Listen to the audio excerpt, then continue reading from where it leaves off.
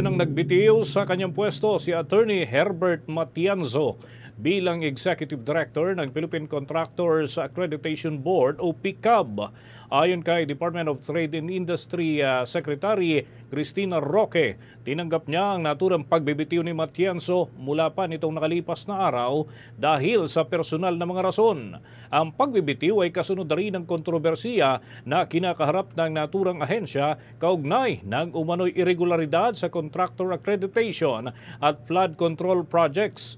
Kamakailan ay isinailalim ni Roque sa direktang supervision ang naturang tanggapan at iba pang Board Construction Industry Authority na nasa ilalim ng nasabing opisina upang masusing imbestigahan ang mga aligasyon ng conflict of interest at pag-abuso sa kapangyarihan. Kasabay nito nagsimula na rin ang revamp o balasahan sa kanilang ahensya at ayon kay Department of Public Works and Highways Secretary Vince Dizon ay agad na ipapatupad ito bilang tugon naman sa mga anomalya sa proyekto ng gobyerno na nagdulot ng malaking perwisyo para sa mga mamamayan at ibang bahagi pa ng ating bansa na apektado rin ang mga palpak na proyekto. Samantala, bago naman ang pagbibitiw ay iniulat na binawi ng Construction Accreditation Board ang lisensya ng siyam na mga construction firm na konektado sa negosyanteng si Sara Diskaya na sangkot umano sa mga manumalyang flood control projects.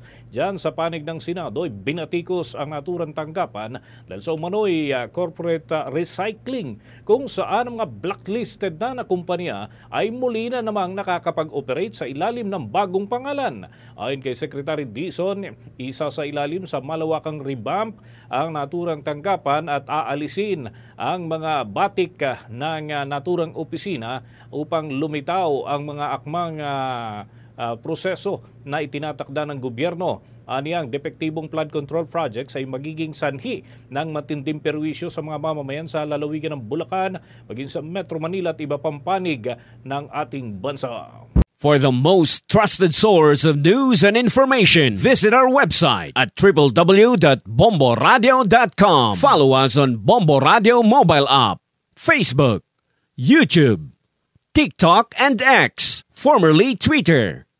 Like, share, and stay connected.